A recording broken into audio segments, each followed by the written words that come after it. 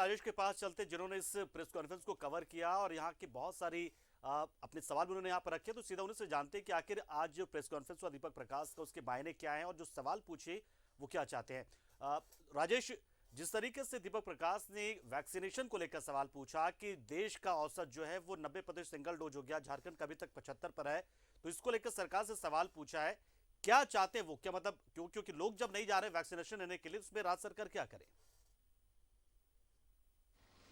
देखिए, ये व्यवस्था का प्रश्न है कि अगर आपके प्रयास से कोई नहीं आ रहा है, आपके प्रयास पर तो सवाल उठना लाजमी है।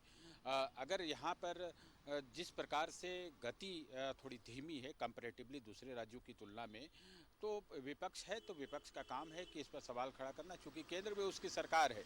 और आज 1 साल हो गए टीकाकरण अभियान में। आपने देखा कि जो आंकड़े आए हैं वो 158 करोड़ लोगों को टीके पड़े हैं, पहले डोज पड़ चुके हैं, 93% लोगों को फर्स्ट डोज पड़ चुका है। तो एक बड़ा अभियान है और तुलनात्मक रूप से देखें तो विश्व के कई ऐसे देश जो विकसित कहे जाते हैं उनकी तुलना में यहाँ देश में ये अभियान काफ़ी अच्छी तरह से चला। लेकिन झारखंड में थोड़ी रफ्तार धीमी रही। वजह जो भी हो, आरंभ में आपने देखा है कि हमने भी देखा है कि किस प्रकार से वैक्सीन को लेकर भ्रम की स्थिति, थोड़ी अफवाह भी फैलाई गई थी। तो खैर वो सब दिन लद गए, धीरे धीरे लोग आ रहे, टर्नअप हो रहे। एक व्यवस्था का प्रश्न तो ये जरूर होता है कि आप कितनी सुविधा दे पाते हैं, कहाँ पर टीकाकरण अभियान, ये राज्य का विषय है। राज्य सरकार को, उसके हेल्थ डिपार्टमेंट को ये तमाम प्रयास एडमिनिस्ट्रेशन के माध्यम से करने हैं।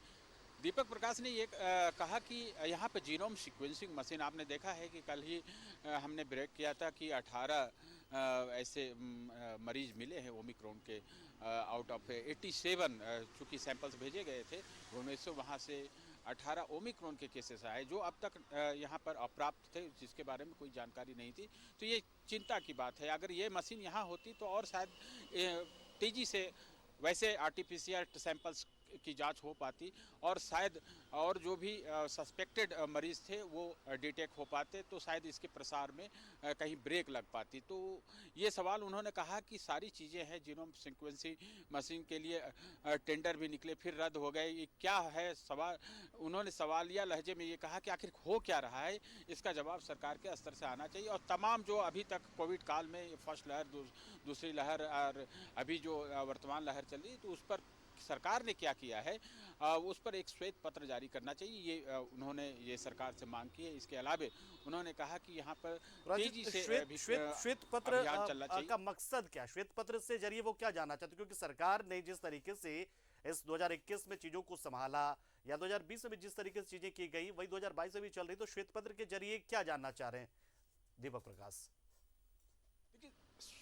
श्वेत पत्र का मतलब होता है कि फैक्चुअल इनपुट्स उसमें रहे, सरकार अपने स्तर से सारी चीज़ें बताए कि ये चीज़ें थी, ये चीज़ें हैं और ये चीज़ें नहीं थी, ये चीज़ें लाने का प्रयास किया गया। ये पूरे फैक्ट्स का उल्लेख किया जाता है कि हमने क्या किया, हमें क्या क्या करना चाहिए था और क्या केंद्र से मिला। रिगार्डिंग अगर आप कोविड काल की बात करें तो श्वेत पत्र तो कई विषय पर निकाले जा सकते हैं। वो फैक्ट्स फाइंडिंग उसको लोगों के समक्ष रखा जाता है कि देखिए स्थिति, स्टेटस को क्या है, आज की स्थिति क्या है। तो वही वो कह रहे हैं। पहले भी उन्होंने मांग की थी कि श्वेत पत्र जारी होनी चाहिए, तो ये बीजेपी की ओर से ये मांग होती रही और आज भी उन्होंने दोहराया कि श्वेत पत्र जारी करके सरकार बताए कि आखिर कोरोना काल में उसने क्या काम किया है और क्या क्या खरीदे हैं और केंद्र सरकार ने क्या दिया है। तो एक सवाल ये बीजेपी की ओर से अक्सर उठाया जा रहा है कि जो कोविड मैनेजमेंट है झारखंड में वो कहीं न कहीं कमज़ोर है और जिस प्रकार से होना चाहिए जो अन्य राज्यों में है, तुलनात्मक रूप से झारखंड में ठीक नहीं है। और बिल्कुल उदाहरण तौर पर ये बहुत ही महत्वपूर्ण सवाल है। विपक्ष की ओर से अगर ये सवाल पूछा जा रहा तो निश्चित तौर पर इसका जवाब मिलना चाहिए, क्योंकि बात पक्ष की नहीं, बात जनता की है, क्योंकि जनता जानना चाहेगी निश्चित तौर पर कि जनता के लिए सरकार क्या कर रही है, क्योंकि हर एक सवाल का जवाब कि कोरोना काल था कह के टाला नहीं जा सकता। तो कोरोना के लिए सरकार ने क्या किया, यही मांग की। बहुत बहुत शुक्रिया आपका हमारे साथ जुड़े राजेश, और इस महत्वपूर्ण जानकारी को अपने दर्शकों तक पहुंचाया। बहुत शुक्रिया आपका।